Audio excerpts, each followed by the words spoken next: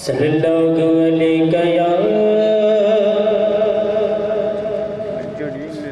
یا رسول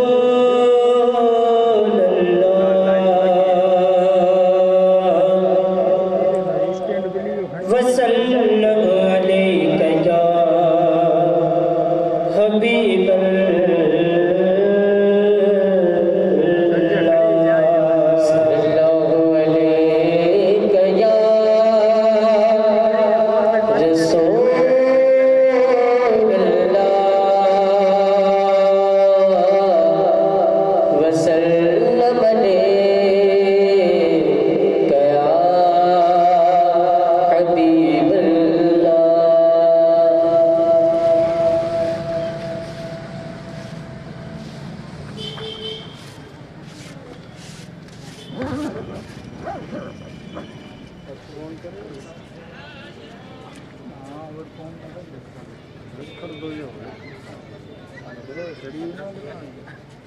تجھے ڈھونڈتا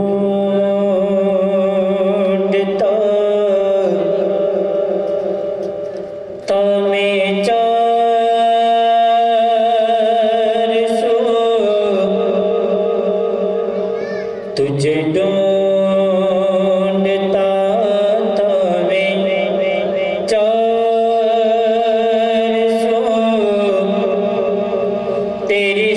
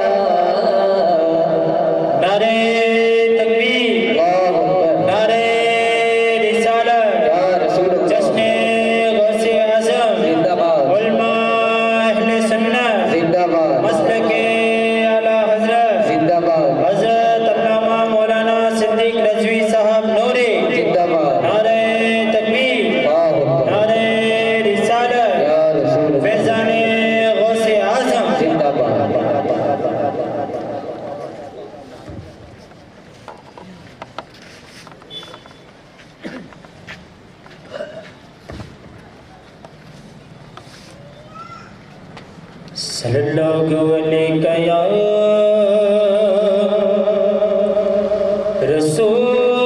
رسول اللہ وسلم علیک یا حبیب اللہ صلی اللہ علیہ یا رسول اللہ وسلم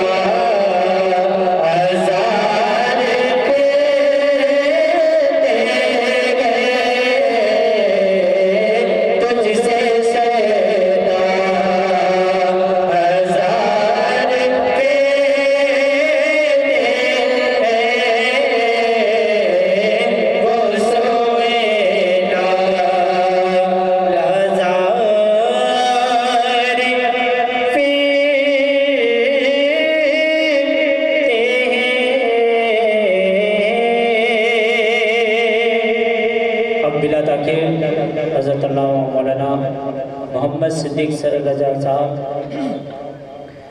صدیق صاحب رضوی نوری کرسی کی دعوت پہ تشریف لا چکے ہیں. آئیے حضرت کا استقبال نعرہ تکبیر و نعرہ رسالت سے کرے. تمام حضرت مل کر نعرے کا جواب دیں. نعرہ تکبیر، نعرہ رسالت، جشن غوث اعظم، علماء اہل سنت، مسلک اعلی حضرت.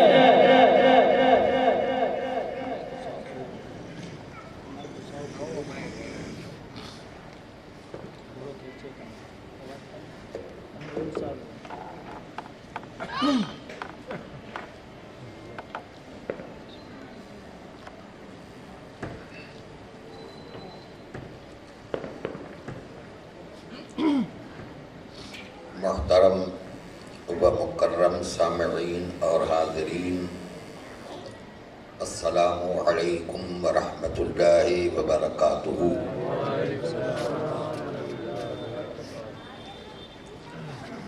الحمدللہ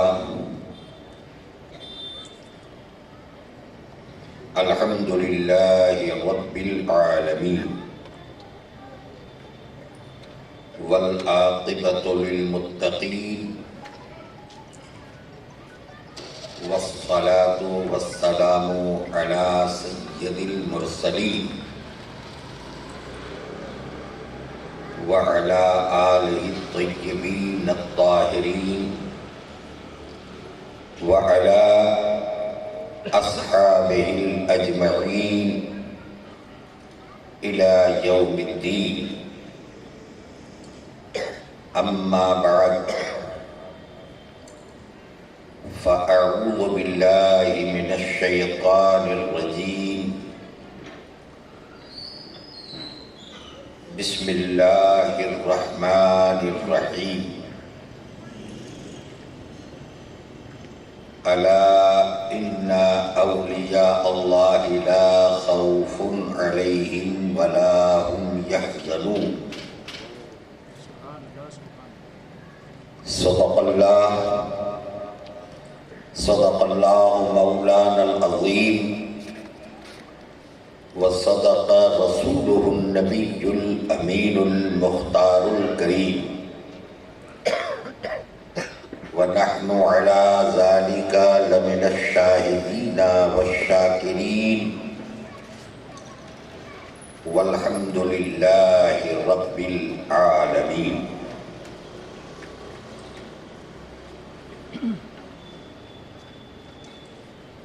اہل سنت والجماعت کے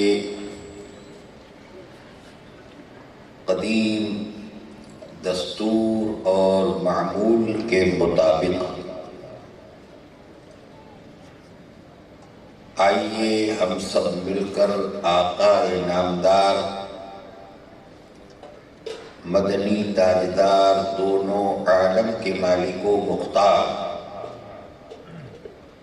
محبوب پروردگار شفیع روز شمار سید ابرار و اخیار صاحب اقتدار گلشن ہستی کی اولین فصل بہار جناب احمد مجتبی محمد مصطفیٰ صلی اللہ تعالی علیہ وسلم کی بارگاہ بے کس پناہ میں انتہائی ادب و احترام کے ساتھ درود و سلام کا نذرانہ و آواز بلند پیش کریں اور پڑھیں. اللہم صلی علی سیدنا محمد وعلی آلہ وأصحابه وبارك وسلم.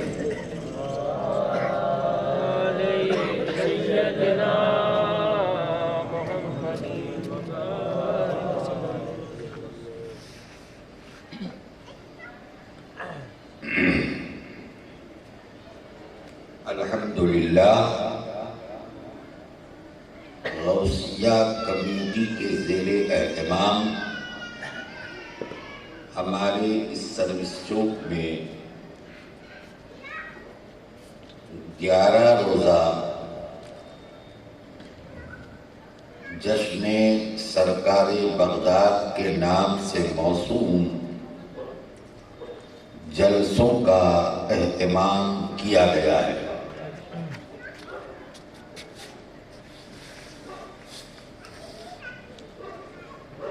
جس میں ابتدائی 6 تقریریں مولانا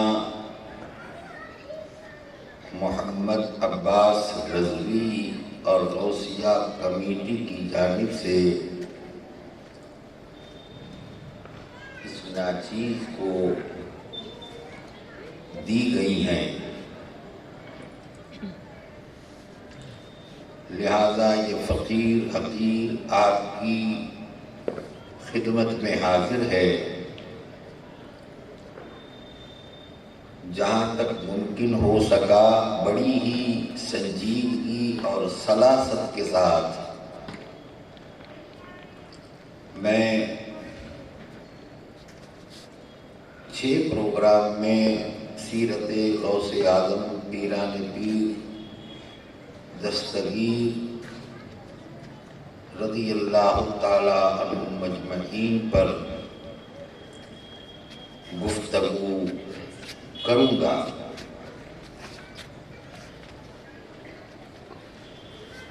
مگر چونکہ میرے بعد 5 پروگرام کے لیے 5 تقریروں کے لیے فاضل نوجوان سیاح ایشیا و افریقہ خطیب ذیشان واعظ ساحر البیان حضرت علامہ و مولانا مفتی محمد اطہر حسن ضیائی صاحب بھی آپ کی خدمت میں تشریف لانے والے ہیں، لہذا اس بات کو مد نظر رکھتے ہوئے سیرت غوث پاک کے تعلق سے جو مخصوص باتیں ہیں میں ان کے لیے ریزرو رکھوں گا۔ لہذا آج میری تقریر کا موضوع اور عنوان صرف فضائل اولیاء کرام پر مبنی ہوگا۔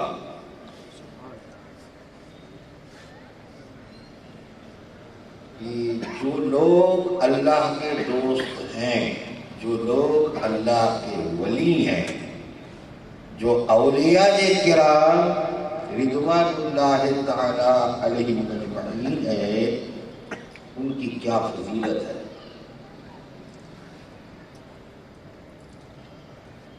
یوں تو کما حقہ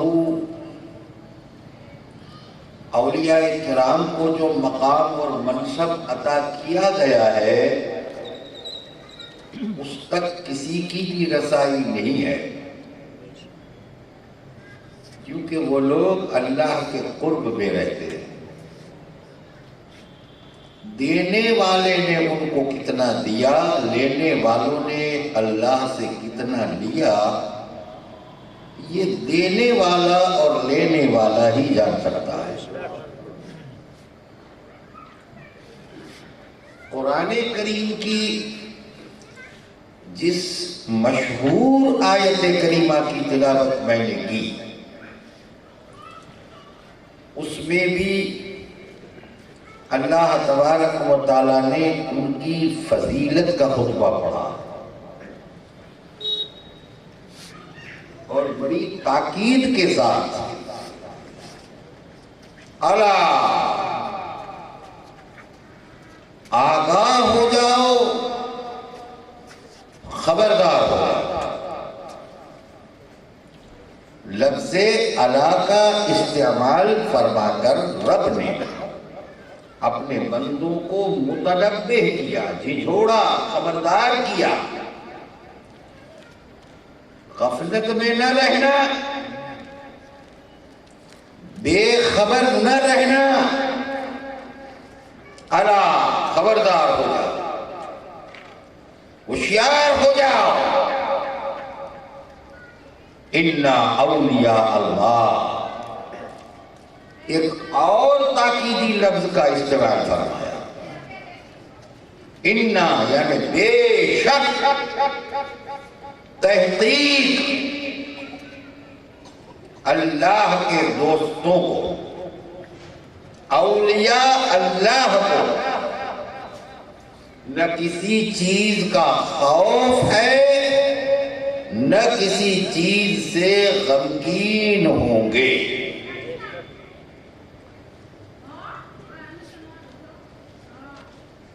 نہ موجودہ حالات پر خوف رکھتے ہیں اور نہ ہی کوئی غم ان کے دامنگیر ہوتا ہے۔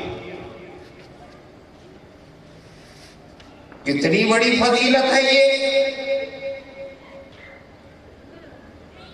اس خوف و ہراس سے بھری ہوئی کائنات میں ذرا سوچئے، بتائیے کون سی ایسی مخلوق ہے جس کو ڈر نہیں ستا رہا، جو خوف زدہ نہیں۔ ہر ایک مخلوق کسی نہ کسی سے ڈرتی ہے، کسی نہ کسی کا خوف اس کے دماغ پر سوار ہوتا ہے۔ ہر ایک مخلوق خوف زدہ رہتا ہے، مگر اس خوف و ہراس بھری دنیا میں ایک جماعت اولیاء اللہ کی ایسی ہے جس کے بارے میں خود خدا فرماتا، لا خوف، کوئی خوف میرے دوستوں کو نہیں، کوئی ڈر اولیاء اللہ کو ستا نہیں سکتا، کیونکہ اللہ نے اس مقدس جماعت کو خوف سے بری کر دیا، خوف سے آزاد کر دیا۔ نہ وہ جماعت کسی کا خوف اپنے دل میں رکھتی ہے، نہ کوئی حزن و ملال انہیں پریشان کر سکتا۔ کتنی بڑی فضیلت اللہ نے بیان کی۔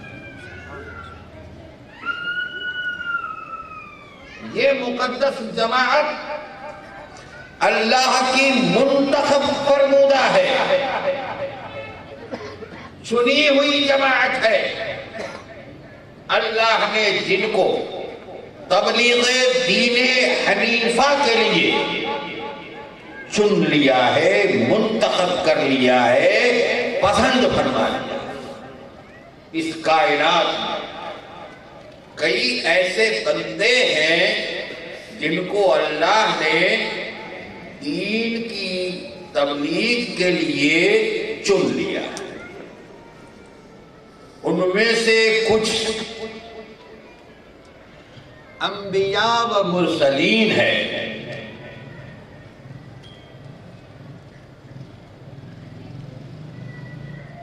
ایک لاکھ اور 24,000 انبیاء و مرسلین۔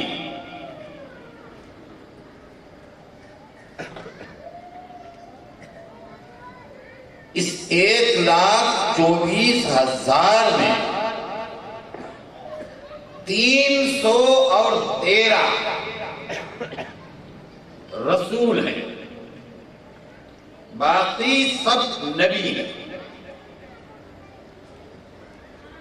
جنہوں نے اپنے دور کے رسولوں رسولوں کے دین پر چل کر ان کے دین کی تبلیغ کی، ان کی اوپر نازل فرمودہ صحیفوں اور کتابوں پر انہوں نے عمل کیا، وہ انبیاء ہیں، وہ نبی ہیں۔ مگر ہر نبی رسول نہیں ہوتا۔ ان نبیوں میں کچھ بندوں کو اللہ نے چن لیا، جن کو مرتبہ رسالت سے سرفراز فرمایا۔ تو پہلا مقام رسالت کا، پہلا درجہ رسالت کا، رسولوں کا پہلا درجہ، دوسرا درجہ نبیوں کا۔ تو 313 رسول ہوئے، اور 313 میں بھی اللہ نے اپنے کچھ بندوں کو منتخب کیا۔ 313 رسولوں میں بھی اللہ نے کچھ بندوں کو خاص کیا، پسند کیا، منتخب کیا۔ ان میں 4 کتنے رسولوں میں جو صاحب شریعت اور جو صاحب کتاب ہے وہ 4 ہیں۔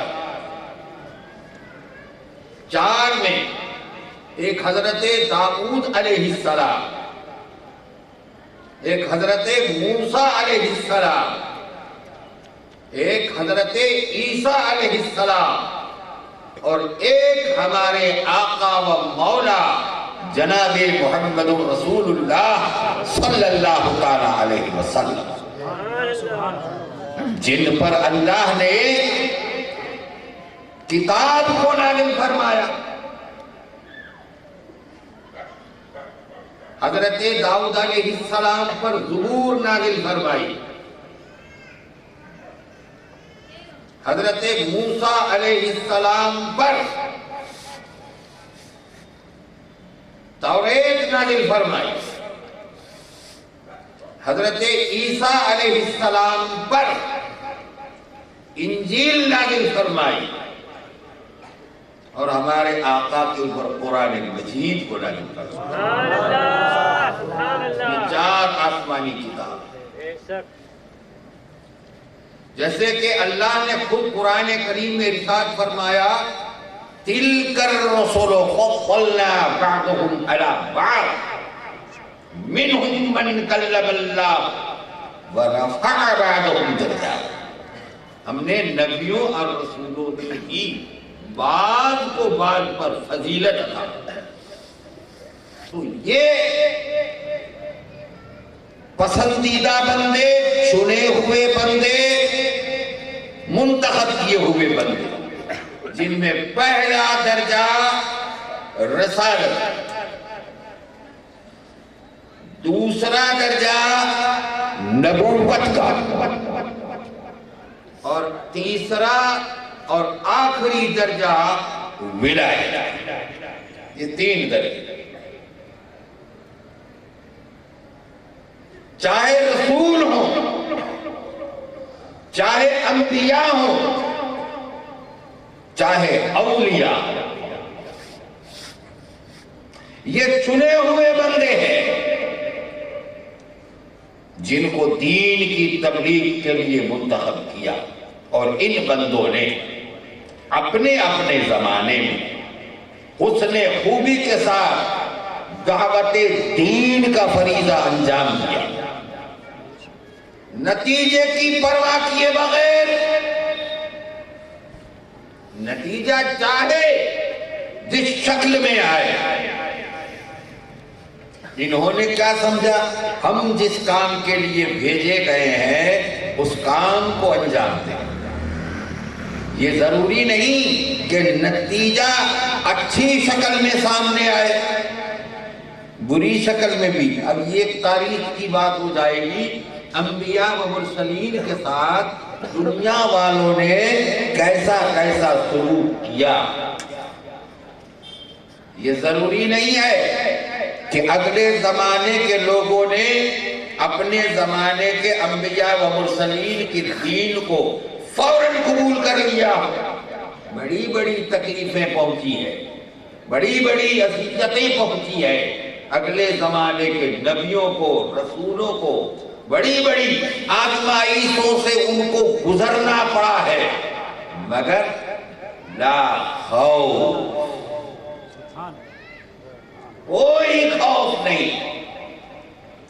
جو چاہو سو کرو، مگر جو میرا منصب ہے، جو میرا فریضہ ہے، وہ تو میں ادا کر کے ہی رہوں گا. ہر ایک نبی نے، ہر ایک رسول نے اس کام کو حسن خوبی کے ساتھ انجام دیا. یہاں تک کہ ہمارے نبی خود آپ ارشاد فرماتے ہیں کہ اے لوگوں، جتنا دنیا میں ستایا گیا ہوں، اتنا کوئی نبی اور رسول نہیں ستایا گیا.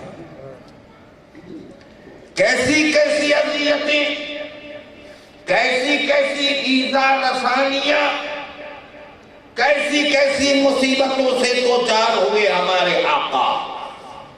کبھی ان کو محمد کی جگہ پر مذمم کہا گیا، کبھی ساحر کہا گیا، کبھی آپ کو شاعر کہا گیا، کبھی مجنون کہا گیا، کبھی طائف کی گلیوں میں پتھر برسائے گئے. نبی کی آنکھوں کے سامنے صحابہ کرام کو شہید کر دیا، چھوٹے چھوٹے بچوں کو شہید کیا جا رہا تھا. بلال حبشی جیسے پیارے صحابی کے سینے پر بھاری بھرکم پتھر رکھے جاتے تھے. حضرت عمار ابن یاسر کو نگاہوں کے سامنے مصطفیٰ نے جلتے ہوئے کوئلوں پر دیکھا، چربی پگھل رہی ہے، بدن جل رہا ہے، مگر نبی فرماتے تھے اصبروا یا آل یاسر فإن مأواکم الجنہ. اس قدر آزمائے گئے، شعبے ابی طالب میں قید کیے گئے. صحابہ کرام کے ساتھ ابو طالب کی گھاٹی جو تھی، مسلسل 2 یا 3 سال تک آپ کا بائیکاٹ کیا گیا. نہ اندر کھانا جا سکتا تھا، نہ پانی جا سکتا تھا، بڑی دشواریوں کا سامنا. نبی فرماتے ہیں کہ میں ستایا گیا اتنا کوئی نبی اور رسول نہیں ستایا. یہ اللہ کے چنے ہوئے بندے نتیجے کی پرواہ نہیں کرتے، اور اس دنیا کا کوئی خوف ان کو مزمحل نہیں کر سکتا، ان کے پائے استقلال میں لغزش نہیں آنے دیتا. وہ کام کرتے گئے اپنا، وہ خدمت کرتے رہے دین کی. چونکہ ہمارے نبی آخری نبی کی حیثیت، اب آپ کے بعد تو کوئی نہ نبی آنے والا، نہ کتاب نازل ہونے والی، نہ کوئی نئی شریعت آنے والی، خاتم النبیین بن کر کے تشریف لائے. خاتم النبیین. تو اب یہ دین کو چلانا ہے،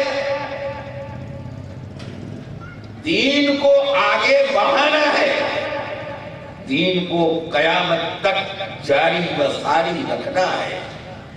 تو یہ کام کس کے سپرد ہوا، کس کے حوالے کیا گیا؟ اب تیسرا درجہ آیا ولایت. اس میں 2 جماعتیں ہیں، ایک اولیاء کرام اور ایک علماء کرام. یہ 2 جماعتیں جن کے ذمے میں تبلیغ دین حنیفہ کا فریضہ سونپا گیا،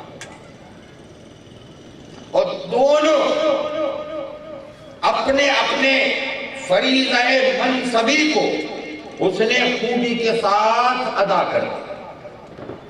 دونوں اولیاء کرام کی جماعت بھی اور علماء کرام کی جماعت. ہر ولی کے لیے ضروری ہے کیا؟ علم. بغیر علم دین، بغیر علم شریعت کے اگر کوئی ولایت کا دعوے دار ہے جھوٹا، اگر کوئی دعوے دار ہے، کیونکہ ولایت کے لیے علم دین، علم شریعت شرط ہے. اس ذمہ داری کو جو کہ نبھانا ہے، قوم کی اصلاح کرنا ہے، دین کی تبلیغ کرنا ہے اور قوم کو راہ راست پر چلانا ہے، تو بغیر علم کے تو ہو نہیں سکتا. اس لیے کتابوں میں کشف المحجوب میں صاف لکھا ہوا ہے کہ ہر ولی کا صاحب علم ہونا ضروری ہے. ہر ولی کا صاحب علم ہونا ضروری ہے. اور دیگر بزرگان دین کے اقوال بھی آہستہ آہستہ آپ کے سامنے آئیں گے کہ اولیاء کرام کا نظریہ مقام ولایت کے لیے کیا. تو تیسرا درجہ ولایت کا، اور ولیوں میں جو سب سے اونچا اور افضل مقام ہے ولیوں میں، تو وہ حضرت ابو بکر صدیق رضی اللہ تعالی عنہ، کیونکہ ان کو غوثیت کبریٰ عطا کی گئی. صحابیت کے ساتھ ساتھ غوثیت کبریٰ، جیسے اللہ کے پیارے رسول صلی اللہ علیہ وسلم فرماتے ہیں کہ میرے دو وزیر ہیں، ایک حضرت ابو بکر صدیق اور ایک حضرت عمر ابن خطاب. داہنے ہاتھ پر حضرت عمر ہیں اور بائیں ہاتھ پر حضرت ابو بکر صدیق. اور اس میدان میں بائیں جانب کا وزیر داہنی جانب کے وزیر سے بہتر ہے، اس لیے کہ بائیں طرف قلب ہے، دل ہے، اور اسی پر بائیں جانب کے وزیر کی حکومت ہوتی ہے. قلبی کائنات بائیں جانب کی طرف کا جو ہے مقام اونچا ہے. پھر یہی غوثیت کبریٰ منتقل ہو کر حضرت ابو بکر صدیق پاس پہنچ. اب حضرت ابو بکر صدیق کے دو وزیر، ایک حضرت عمر، دوسرے حضرت عثمان. پھر یہ ولایت اور غوثیت منتقل ہو کر حضرت عمر کے پاس پہنچی. اس غوثیت کے پھر دو وزیر، ایک حضرت عثمان غنی اور ایک حضرت مولا کائنات حضرت علی مرتضیٰ رضی اللہ تعالی. پھر یہ غوثیت کبریٰ حضرت عثمان غنی تک پہنچی. پھر ان کے دو وزیر ہوئے، ایک حضرت علی اور دوسرے حضرت امام حسن. پھر یہ غوثیت کبریٰ حضرت علی کے پاس پہنچی، ان کے دو وزیر ہوئے، حضرت امام حسن اور حضرت امام حسین. اور پھر یہ درجہ بدرجہ حضرت امام حسن عسکری وغیرہ آہستہ آہستہ یہ غوثیت کبریٰ اس سلسلے میں جاری رہا. تو یہ ہے ولایت کا مقام. یہ ہے کہ اللہ کے یہ چنے ہوئے بندے، اللہ نے ان کو ایسی فضیلت عطا فرمائی کہ ان کا مد مقابل دوسرا کوئی ہو نہیں سکتا. جس دور کا جو غوث ہوگا وہ سب سے اونچا جو غوث ہے. دیکھیے اس میں بھی درجات ہیں، اس میں بھی درجات. اب میں آپ کو ولایت کی طرف لے چلتا ہوں. ولایت کی دو قسمیں کیا ہے؟ ولایت کی اجمالی دو قسمیں. اب دو قسموں میں ایک ولی تشریعی اور ایک ہے ولی تکوینی. یہ دو قسمیں ہوئی، تشریعی اور تکوینی. اب ولایت تشریعی کس کو کہتے ہیں؟ جو راہ شریعت پر گامزن ہو، احکام اسلامیہ کا پابند ہو، سنت رسول کا پابند ہو، احکام الہیہ کا پابند ہو، اس کا ایک ایک قدم شریعت پر ہو. پھر چاہے اس سے کوئی کرامت سرزد ہو یا نہ ہو، چاہے کسی کرامت کا ظہور ہو یا نہ ہو، مگر وہ ولی تشریع ہے جس کا ایک ایک عمل راہ شریعت پر گزر رہا ہو، ایک ایک قدم. وہ ولی تشریع. دنیا والے چاہے اس کے بارے میں جو بھی خیال رکھیں، مگر بارگاہ الہی میں وہ ولایت کے مقام پر ہوتا ہے جس کا ایک ایک قول، ایک ایک فعل، ایک ایک عمل شریعت کے مطابق ہے.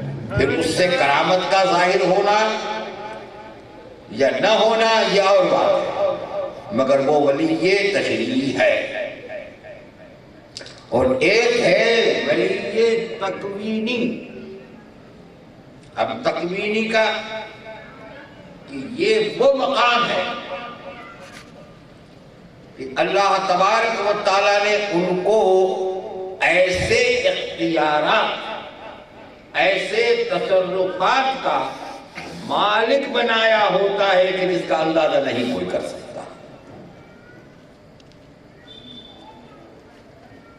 صبح شام پر، کالے اور سفید پر ان کا اختیار ہوتا ہے.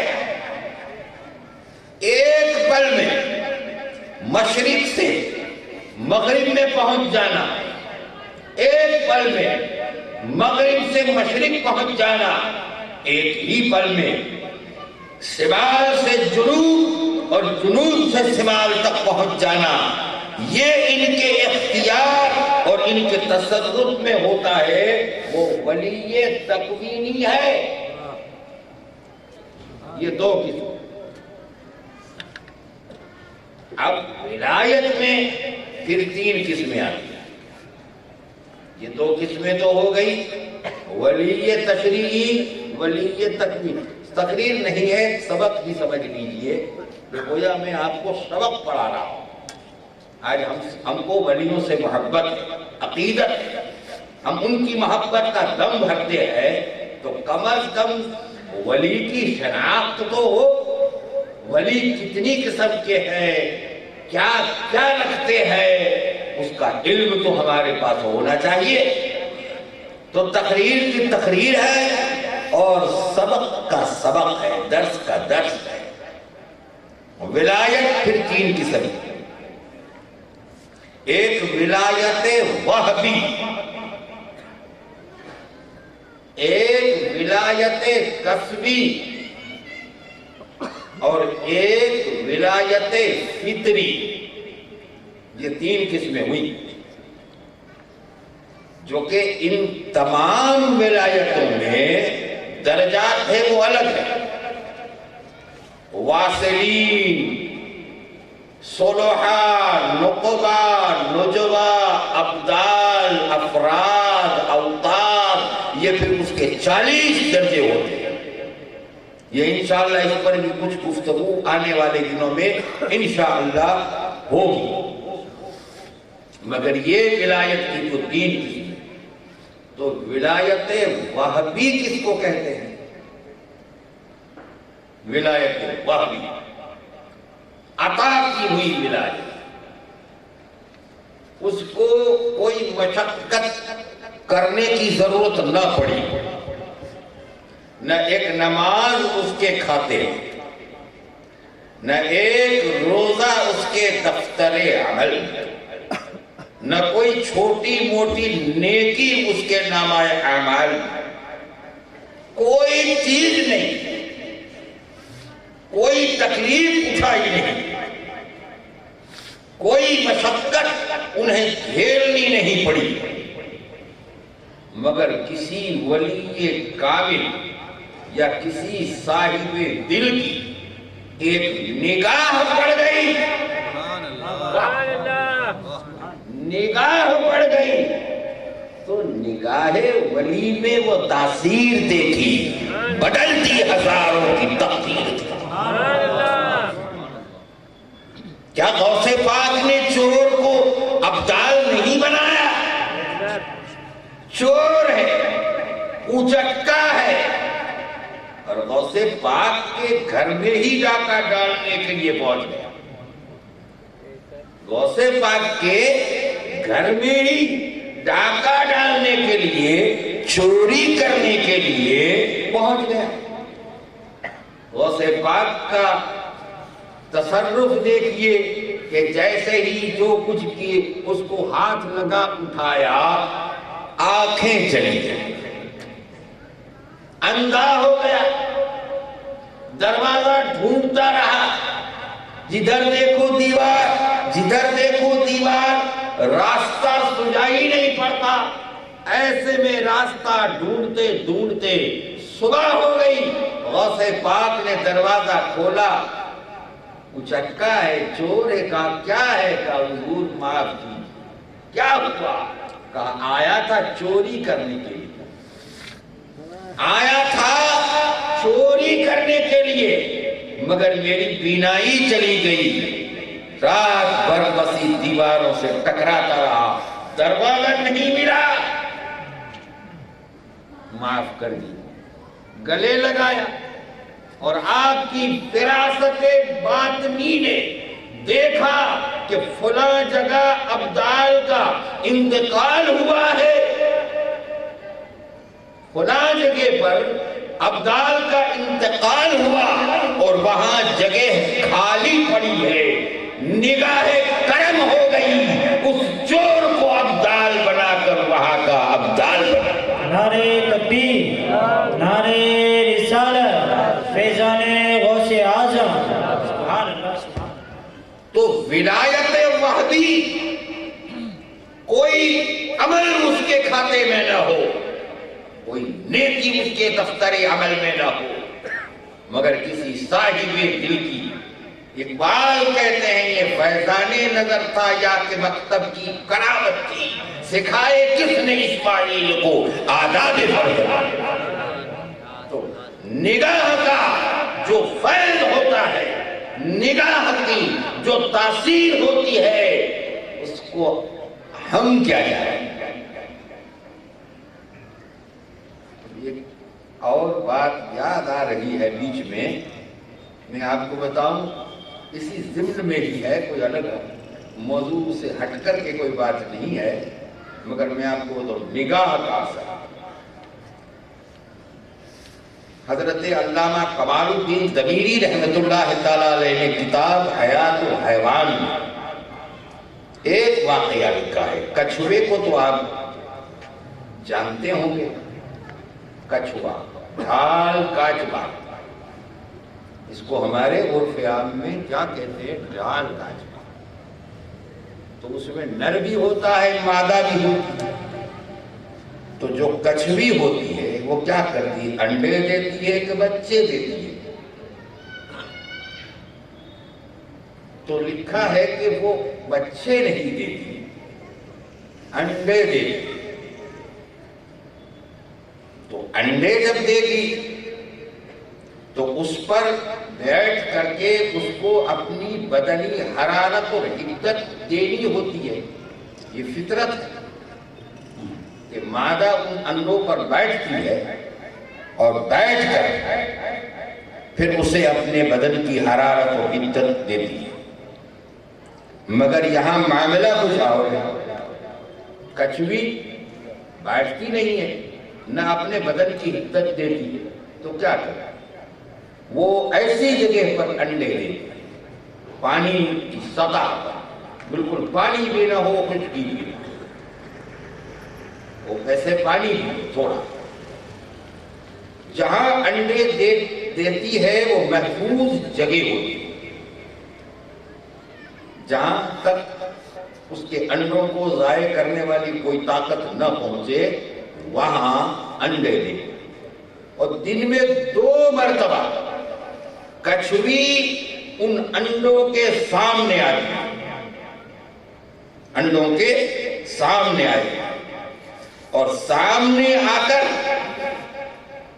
اپنی نگاہ کی حرارت دیتی، بیٹھتی نہیں، اپنے آنکھوں کی حرارت اس کو پہنچاتی، ایک نظر سے دیکھتی، آنکھوں سے گزر کر کے بدنی حرارت جتنی کے بچے پیدا کرنے کے لیے انڈوں کو ضرورت ہوتی ہے، اتنی حدت اور حرارت اس کو پہنچاتی ہے۔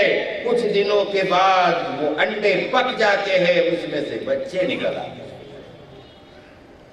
ذرا سبحان اللہ، سبحان اللہ۔ یہ آنکھوں میں خدا نے کرنٹ رکھا ہے، عام مخلوق میں۔ اور اب ایک اور بات میں کہتا تھا، وہ شاید اس کو آپ جانتے ہو یا نہ، ایک طاقت ہے جس طاقت کو آج کی دنیا ہپنوٹیزم کہتی ہے۔ کیا کہتی ہے؟ ہپنوٹیزم۔ آنکھوں سے سب کام لیا جاتا ہے، کسی کو قابو کرنا ہو آنکھوں سے کرو، کسی سے کچھ کام لینا ہے آنکھوں سے کرو۔ تو قدرتی طور پر اللہ جل شانہ نے انسانی آنکھوں میں کچھ ایسی صلاحیتیں مضمر فرما دی ہیں جس کی حقیقت سے آج ہم نا آشنا ہے۔ تو عام انسان اور عام مخلوق کی آنکھوں کی طاقت کا یہ عالم ہے، تو نگاہ ولی میں کیا جو ہر لمحہ نورانیت ربانی کا مشاہدہ کرتی ہوں، وہ آنکھیں جو جمال خداوندی کا مشاہدہ کرتی ہوں، ان آنکھوں کی طاقت کا کیا؟ وہ بھی ایک پل میں چور تھا، مقام ابدالیت عطا فرما کر کسی جگہ پر معمور کر دیا۔ یہ غوث پاک قیمتی عمامہ پہن کر یا قیمتی جبہ پہن کر غوث پاک پیران پیر دستگیر نکلے،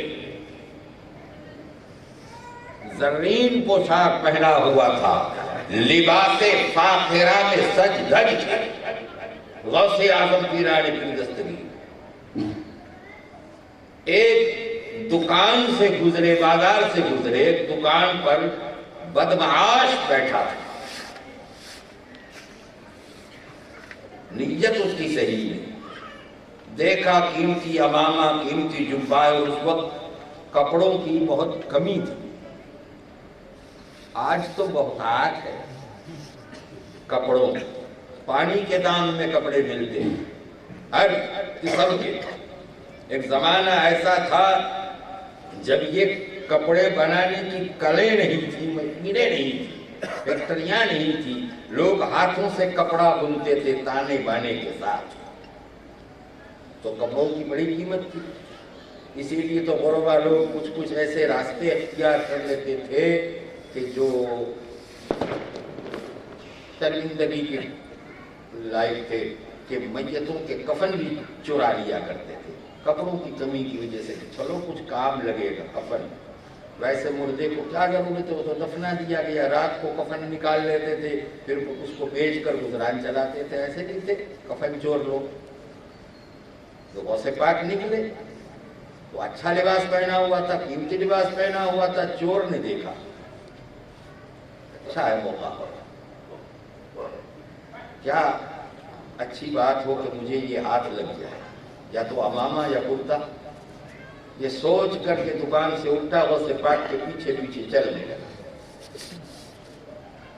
تو اللہ کے ولی نبی فرماتے ہیں اتقوا بفراست المومن انہو ینظر بنور اللہ، مومن کی اندرونی طاقت، مومن کی فراست باطنی سے ڈرو، اس لیے کہ وہ جب بھی دیکھتا ہے اللہ کے نور سے دیکھتا ہے۔ پھر کیا آگے کیا پیچھے؟ غوث پاک نے دیکھا آ تو رہا ہے مگر دل میں نیت یہ ہے کہ میرا امامہ یا کرتا اس کو مل جائے تو اس کا کچھ کام بنے. تو غوث پاک نے دانستہ جان بوجھ کر بیابان کا راستہ لیا. سبحان اللہ. لا خوف علیہ، کوئی خوف نہیں ہوتا. آج پتہ چل جائے کہ چور ہے، اچکا ہے، ڈاکو ہے تو ہم بھاگیں گے کیونکہ خوف اس کا ہمارے دل دماغ پر مسلط ہو جائے، ہم بھاگ لیں. مگر یہ غوث اعظم ولی کہا چلو اس کا ارادہ یہ ہے تو چل پڑوں میں تاکہ اس کو کوئی ایسا موقع مل جائے، اگر اس کا کام بنتا ہو تو بن جائے. ویرانی کا راستہ لیا. بستی سے آہستہ آہستہ دل ہی دل میں خوش ہو رہا ہے. اچھا جا ہی رہے ہیں غیر آباد جگہ پر جا رہے ہیں، مجھے اچھا موقع مل جائے گا. یہی سوچ کر کے وہ بھی پیچھے نکل گئے باہر، بستی سے باہر. لوگوں کی چہل پہل ختم، پیچھے گاؤں رہ گیا. اب یہ تیز قدم چلنے لگا کہ جلدی جلدی اپنا کام کرو، چھین لو ان سے ان کا امامہ یا ان کا کرتا اتروا دو. غوث پاک نے جان بوجھ کر آہستہ آہستہ چلنا شروع کیا کہ جلدی آ بھائی، جلدی آئے. پہنچ گیا، غوث پاک کے دامن سے لپٹ گیا، آپ کے کرتا اتارنے کے. غوث پاک نے دیکھا شور ہے، نیت خراب ہے، مگر میرے دامن میں لپٹا ہے، میرے دامن سے لپٹ گیا. چور دامن پکڑے ہوئے کرتا اتار. غوث پاک آسمان کی طرف دیکھے، اے اللہ تیرا بندہ عبد القادر کے دامن میں آ چکا ہے. پروردگار کرم کر یہ دامن اس کے ہاتھ سے کبھی نہ چھوٹے، یہ دامن اس کے ہاتھ سے کبھی نہ چھوٹے. آپ کی دعا مقبول بارگاہ یزدانی ہوئی بئی صورت کہ اس چور کے دل کی نیت بدل گئی. جیسے ہی غوث پاک کو دعا کر کے دیکھا، اب دامن سے ہٹ کر آپ کے قدموں میں گر گیا، قدموں میں گر جاتا ہے. آپ نے اسے اٹھایا، سینے سے لگایا اور ولایت عطا فرما دی. ولایت وہابی عطا کی. کوئی عمل نہیں، کوئی نیکی نہیں، کوئی نماز نہیں، کوئی روزہ نہیں. یہ نگاہ نہ تخت و تاج میں نہ لشکر و سپاہ میں ہے، جو بات مرد قلندر کی بارگاہ. یہ ولایت وہابی ہے جسے کوئی دکھ نہیں جھیلنے پڑی، کوئی تکلیف نہیں اٹھانی پڑی، کوئی عمل پاس نہیں، مگر صاحب دل کی نگاہ کرم کا یہ اثر ہوتا ہے کہ وہ ولایت کا تاجدار بن جاتا ہے. ان میں وہ اثر ہوتا ہے جو مقبولان بارگاہ خداوندی ہیں، جو اولیاء اللہ ہیں، ان کے پورے سراپا میں وہ خوبی ہوتی ہے، وہ خوبی ہوتی ہے. ان کی آنکھیں، ان کے کان، ان کی زبان، ان کے ہاتھ، پورا سراپا صاحب کرامت ہوتا ہے. اور جیسے کہ حضور نے فرمایا، میرے یہ اللہ کے یہ نیک بندے ایسے تو اختیار رکھتے ہیں کہ لو اقسم لأبرہ، کہ اگر یہ کسی کام کے کرنے کی قسم کھا لیں تو اللہ تعالیٰ ان کو ان کی قسم سے آزاد کر دے گا. وہ ہو کے رہے گا جو یہ اپنی زبان سے کہہ دے گا، وہ ہو کر رہے گا. بہت سارے ایسے قصے، ان کا سراپا جو ہے سراپا نور ہوتا ہے، سراپا ساحل کمال ہوتا ہے. ان کی آنکھیں وہ کام کر لیتی ہے جو ہماری نہیں کر سکتی، ان کے کان وہ سن لیتے ہیں جو ہمارے کان نہیں سن سکتے، ان کی زبان وہ کر لیتی ہے جو ہماری زبانوں میں تاثیر ہے، ان کے ہاتھوں میں وہ قوت ہوتی ہے جو طاقت ہمارے ہاتھوں میں نہیں ہوتی ہے. ہاتھ بھی بڑے برکت والے. ایک واقعہ اور سنا دوں کہ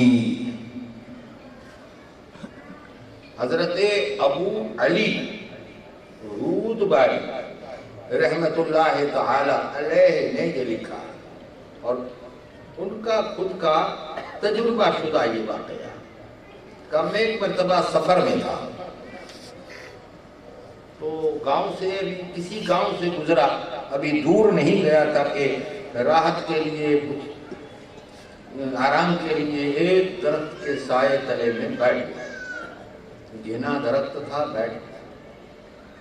بیٹھا تھا سکون کے ساتھ، تسبیح پڑھ رہا تھا، اللہ اللہ کر رہا تھا. ایسے میں نے دیکھا کہ 10 نوجوان لڑکے آئے. 10 نوجوان،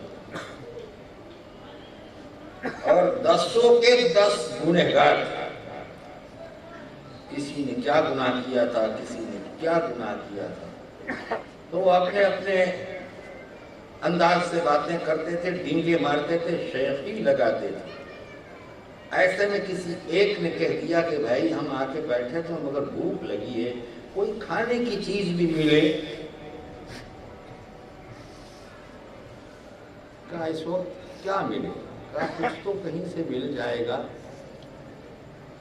کہ کام کرو، تم بہت بستی دور نہیں ہے، قریب ہی میں کسی ایک کو بھیجے کوئی کھانے کی چیز لائے. تو انہوں نے جیب ٹٹولے، جیب میں سے جس کے جو نکلا تو کل ملا کر کے 20 دینار نکلے، درہم یا دینار ان کے جمع.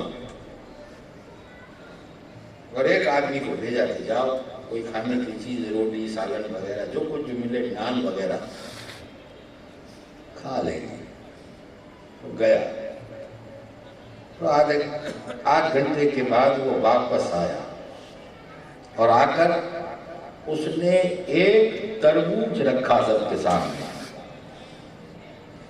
کہ بھائی کھانے کی اور تو کوئی چیز نہیں ملی، سب جگہ ختم تھی یا دکانیں بند تھی. ایک لاری والا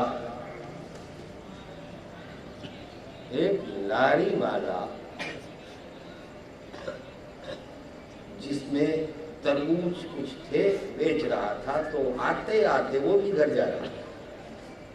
تو میں نے اسے کھڑا رکھ کے ایک تربوز خریدا ہے 20 درہم کا. تو کہا کوئی بات نہیں، جو بھی ملا کھا لیتے ہیں، کچھ سکون تو ملے گا. حضرت ابو علی رودباری یہ دیکھ رہے ہیں اپنی آنکھوں سے. تو لوگ راضی ہو گئے، چلو اس کو کاٹو. تو وہ جو لے آیا تھا اس نے ایک بات رکھی کہ بھائی ٹھیک ہے کھانے کے لیے ہی لایا ہوں، مگر کھانے سے پہلے ذرا ایک بات کا خلاصہ کر دوں. کہا کیا ہے؟ کہا کہ ہم گنہگار ہیں. کوئی شرابی ہے، کوئی زانی ہے، کوئی چور چکا ہے، کوئی ڈکیٹ ہے، یہ ہے وہ ہے. اس لیے بسبب گناہ کہ ہم ناپاک ہیں. اس تربوز کو ایک اللہ کے پاک بندے نے ہاتھ لگا دیا، ایک اللہ کے نیک بندے جو ولی ہے. کون؟ کا حضرت بشر حافی رحمت اللہ. बिशर हाथी रास्ते में वो भी आ रहे थे, उन्होंने भी इस तरबूज को घुमा करके देखा, पूछा भाव ताल, मैंने ये खरीद लिया। तो हम नापाक होकर इस पाक चीज को कैसे खाएंगे? ऐसे लोगों का पहले जमाने में ये भी कुछ ख्याल, डर था, खौफ था। आजकल के बंदे तो बेतकल्लुफ कह देते देखी जाएगी, देखी जाएगी, क्या देखी जाएगी? होश नहीं रहेगा जब आमना सामना, जुबान नहीं खुलेगी। मगर वो गुनाहगार जरूर थे, मगर ये खौफ खाते कि पाक बंदे का हाथ लगा हुआ तरबूज भी तो पाक है, हम नापाक होकर इस पाक चीज को कैसे खाएं? हजरत अबू अली रुदबारी फरमाते हैं कि मैंने मौके को ताड़, मौका अच्छा, इनकी बातों से खौफे खुदा की बू आती है, इनकी बातों से खौफे खुदा की बू आती है। तो कहा मैं फौरन दरख्त की आड़ से निकल करके इनके पास आ गया। मैंने कहा कि एक बात मेरी सुनो। कहा क्या है? कहा आप अगर इसके खाने से डर रहे हो, मैं इस तरबूज को काट करके दे रहा हूँ, मैं इस तरबूज को काट करके दे रहा हूँ, मेरी तरफ से खाओगे? कहा क्यों नहीं, आप देंगे तो खा लेंगे। आपने कहा कि मैंने उस तरबूज की 10 सौतें बनाई, चीर जिसको बोलते हैं, उसकी चीर बनाई 10, और एक एक टुकड़ा इनके हवाले किया, ये तुम खाओ, ये तुम खाओ। हजरत अबू अली रुदबारी लिखते हैं खुदा की कसम, ये बिशर हाफी का लगा हुआ हाथ और उसमें ये करामत, इन 10 के 10 ने वो तरबूज तो खा लिया, मगर ऐसी दिल की दुनिया बदली कि वो 10 के 10 अल्लाह के वली बने, अल्लाह के वली बन गए। क्या है बरकत उनकी आंखों में, क्या है बरकत उनकी जुबान में, क्या है बरकत उनके शराब। अब ये गुनाहगार थे, किसी साहिबे दिल का तबर्रुक जब उनके पेट में उतर गया, ये विलायत वहबी अता की हुई, पल भर में विलायत के ताजदार बन गए, दिल की दुनिया बदल गई, राहे शरीयत पर गामजन होकर तकवा परहेजगारी इख्तियार किया और विलायत की आफताब बनकर चला। तो विलायत की पहली किस्त, बहुत कुछ इस पर बयान हो सकता है मगर वक्त हो चुका। तो ये विलायत वहबी एक, और इंशाअल्लाह अज़ीज़ फिर विलायत कसबी के ऊपर कल तक। आज का तो मेरा उन्वान यही था कि मैं फ़ज़ाइल औलिया किराम पर बोलूं, और इसीलिए इनकी फजीलत में ये सारी गुफ्तगू हुई। और कल का इंशाअल्लाह मैं मौजू मेरा शायद सोचा है कि मारिफत औलिया किराम या मकामात औलिया किराम पर कुछ गुफ्तगू करूँगा। आज की अपनी तकरीर को यहीं पर ख़त्म करता हूँ। इंशाअल्लाह आने वाले दिनों में दर्जा बदर्जा चंद बातें गौसे पाक के ताल्लुक से करूँगा। बाकी अल्लामा अतहरुल हसन ज़ियाई के लिए सीरत गौसे पाक का उन्वान रिजर्व कर देता हूँ। इंशाअल्लाह वही तशरीफ़ लाकर अपनी ज़ुबानें फैज़ तर्जुमान से गौसे पाक के ताल्लुक से ज़्यादा आपको कुछ बयान करेंगे। वाखिर दावाना अनिल हम्दुलिल्लाहि रब्बिल आलमीन। सलाम सलाम खड़े।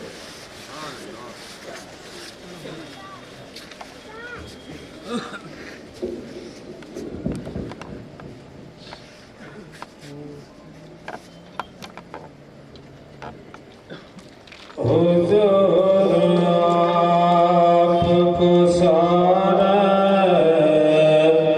सलाम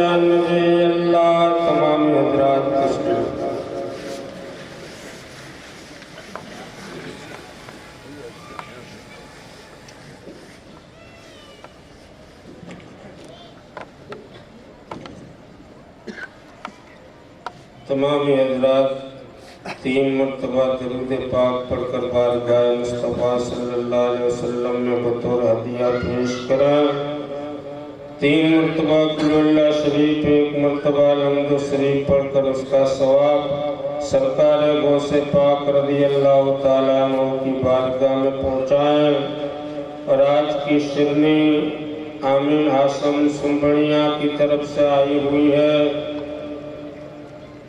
اور مرحومہ روشن بھائی داؤد بولن ان کے ایصال ثواب کے لیے بھی شرنی آئی ہوئی ہے مرحومہ آمنہ بھائی کے ایصال ثواب کے لیے بھی شرنی آئی ہوئی ہے اور جن کے گھر والوں نے جو کچھ بھی نذرانہ عقیدت پیش کیا ان مرحوموں کو ایصال ثواب کریں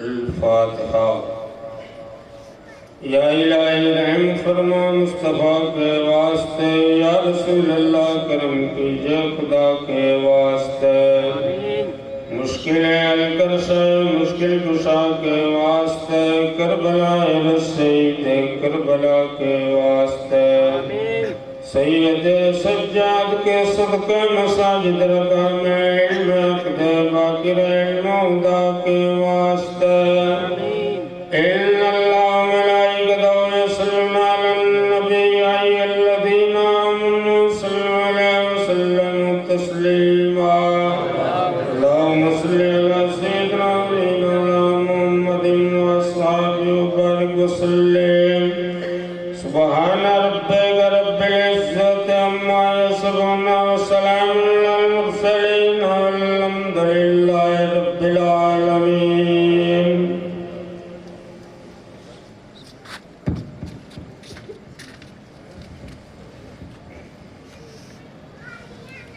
صلی اللہ علیہ یا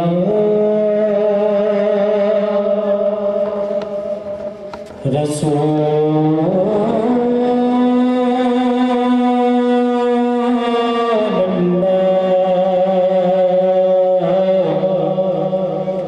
وسلم علیک یا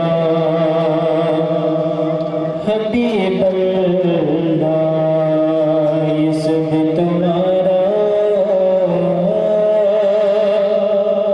کرم گیا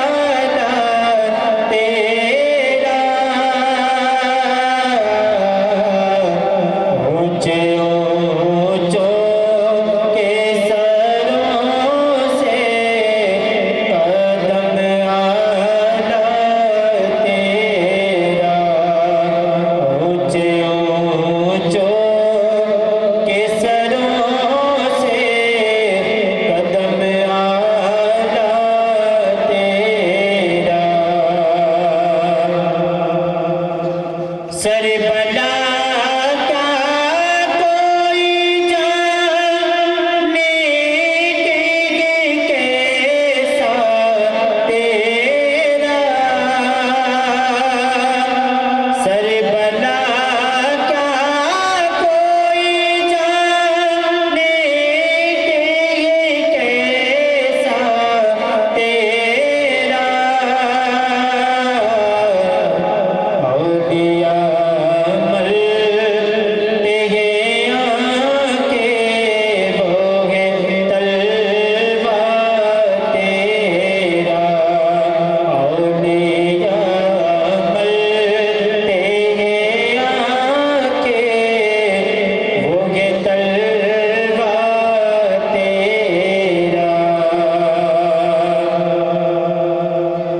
قسم دے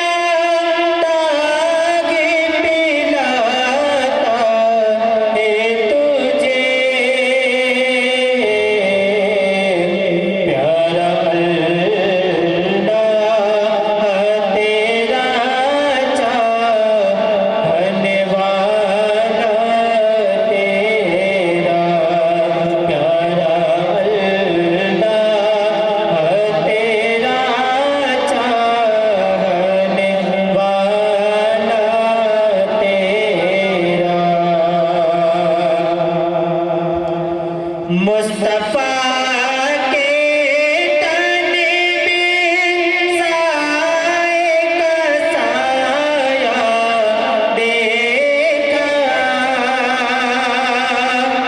مصطفیٰ کے تن میں سائے کا سایہ دیکھا